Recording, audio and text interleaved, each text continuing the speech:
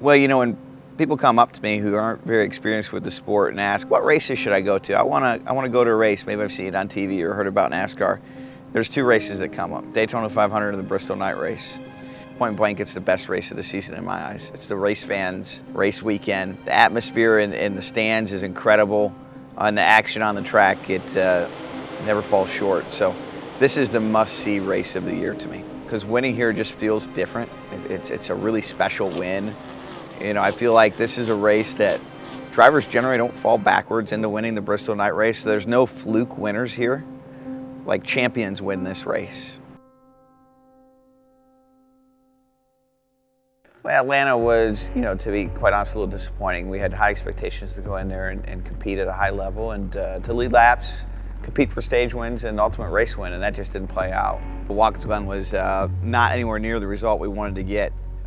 We actually had really fast cars with both the 6 and the 17 in race trim, but qualifying was a struggle. At the start of the race, there was a wreck. We narrowly escaped and got through and survived. Have a good restart with about a dozen laps left to go, and then we got wrecked on the restart. And there was really nothing we could do. So, yeah, heading into the race at Bristol, before we came here, we felt really good about it. Been one of our best tracks, top 10s in all the last few races. We've led a lot of laps here. Heading into the weekend, we're thinking if we have another race like we've had here, we'll be in great shape.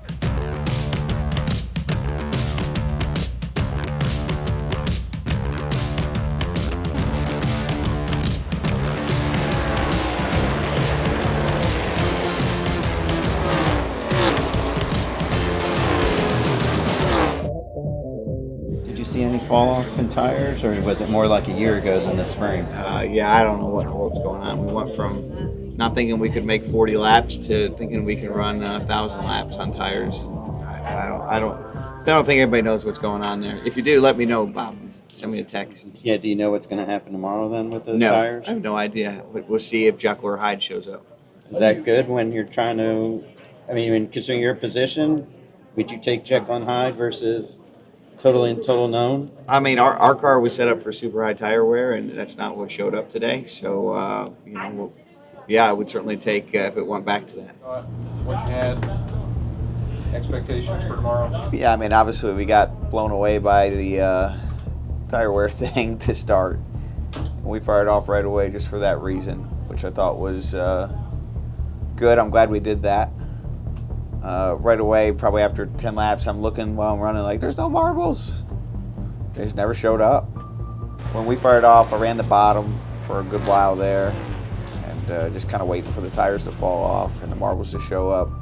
Just too tight, like rolling right through the middle. Every once in a while I could get a little free off, but mostly it's because I had too much wheel in it. So just kind of like, all right, we'll see where this just goes.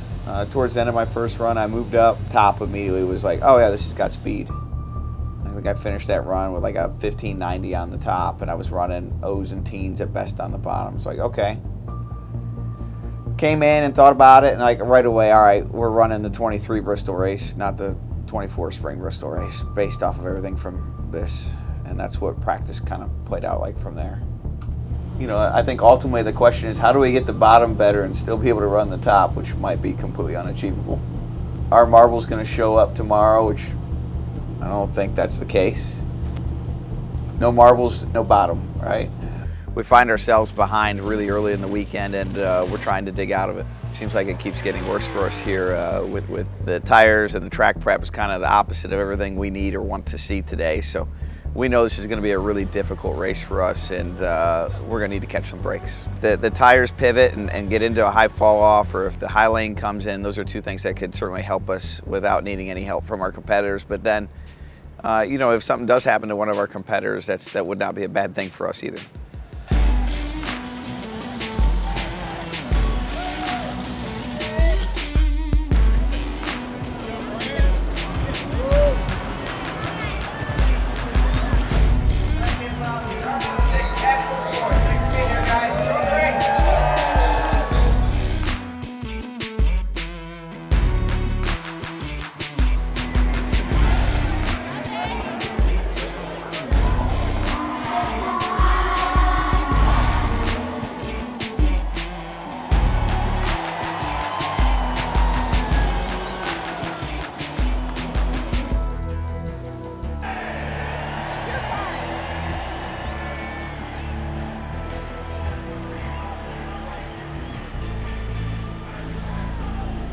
Hi, buddy. Have some fun tonight.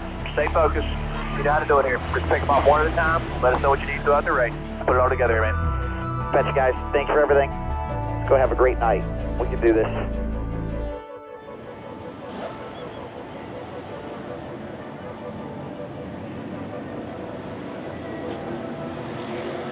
All right. Ready. Go, go, go. Rolling good, rolling good. No threat. Rolling fine in front. Rolling fine, rolling fine. Got a gap. You're good.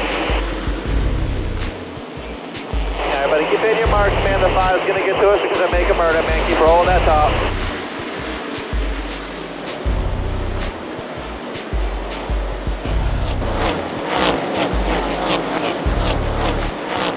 Sorry, man. Never get anything to work with. Yeah, where did we finish, guys? 26.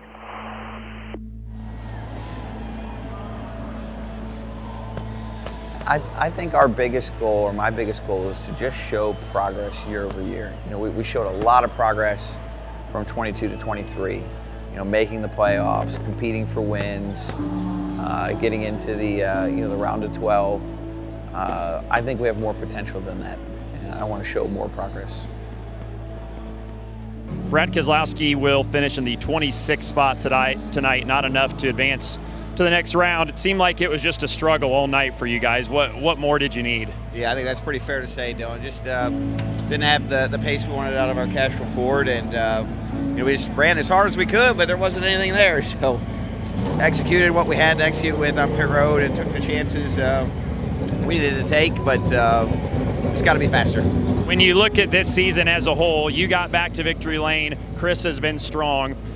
Is the trajectory of this team on path with where you want it to be, or how do you view that? Yeah, we don't want to just make the playoffs. We want to go deep in the playoffs, and obviously we didn't do that this year. So we've got to keep working and find more pace.